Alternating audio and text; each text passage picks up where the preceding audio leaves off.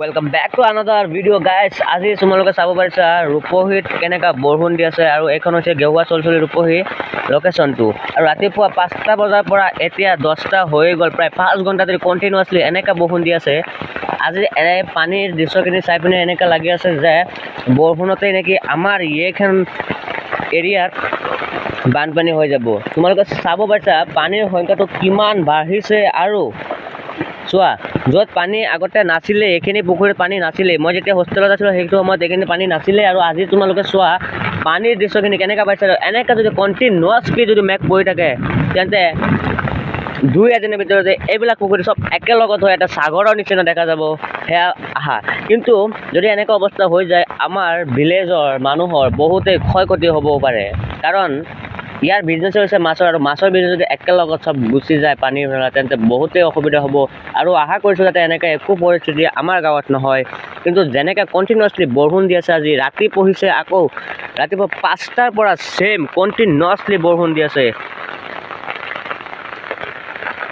আৰু তোমালোকেতো চাবই পাৰিছা কেনেকুৱা অৱস্থা হৈ গ'ল। আৰু এনেকৈ এতিয়াতো অকণমান স্লাইটলি কমিছে, কিন্তু 5টাৰ পৰা 10টালৈকে কণ্টিনিউৱাছলি 5 ঘণ্টা এনেকুৱা হেভি ৰেইন দিছিলে, য'ত আমি আমব্ৰেলা বা ছাতা লৈ পিনেও আমি বাহিৰত আহিব পৰা নাছিলোঁ।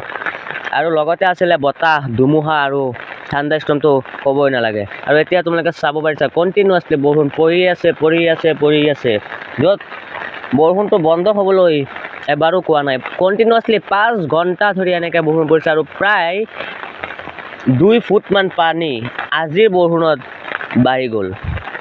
তো এনেকৈ ছেইম কণ্ডিশ্যনটো হ'লে, যদি আৰু এনেকৈ ছেইম কণ্ডিশ্যনত 2 দিনমান বৰষুণ দিয়ে তেন্তে এইবিলাক যি পথাৰবিলাক তোমালোকে দেখি আছা ন, এই পুখুৰীবিলাকৰ ছাইডৰ যিটো ৱাল আছে, এইবিলাক চাগে চব ডুবি যাব পানীৰ তলত, একেলগতে হৈ যাব গোটেইখিনি গাঁও। আৰু এনেকুৱা অৱস্থা হ'ব পাৰে যে বৰষুণত বানপানী আমি আকৌ দেখিব পাৰিম। প্ৰায় 5-6 বছৰ ধৰি আমি ইয়াত বানপানী দেখা নাই, কিন্তু আজিৰ বৰষুণটো চাই পিনে এনেকুৱা লাগিছে যে বানপানী হৈ যাব। আৰু সেইকাৰণে মই তোমাৰ লগত এই ভিডিঅ'টোৰ দ্বাৰা শ্বেয়াৰ কৰিছোঁ।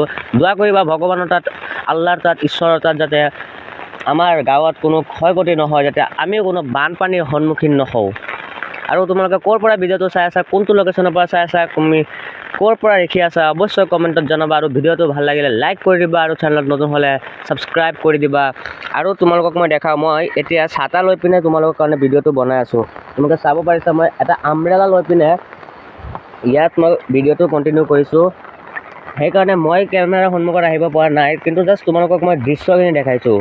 মই আহাৰটো কথা মন্তব্য নাই, কিন্তু তোমালোকে দেখিব পাৰিছা ভিডিঅ'টো, এয়াই মোৰ মেইন উদ্দেশ্য। আৰু চাই থাকিবা, মোৰ লগতে থাকিবা। আৰু এনেকুৱা প্ৰতিদিনৰ ব্লগ পাবলৈ হ'লে মোৰ চেনেলটো ছাবস্ক্ৰাইব কৰি ন'টিফিকেশ্যনটো প্ৰেছ কৰিবা, যাতে প্ৰতিখন ভিডিঅ' ন'টিফিকেশ্যন তুমি চবৰ আগতে পাই যোৱা আৰু মোক আগুৱাই যাবলৈ সহায় কৰিবা। দেখা হ'ব আকৌ বেলেগ এটা ভিডিঅ'ত। তব তক কে লিয়ে বাই বাই, জয় হিন্দ, জয় ভাৰত।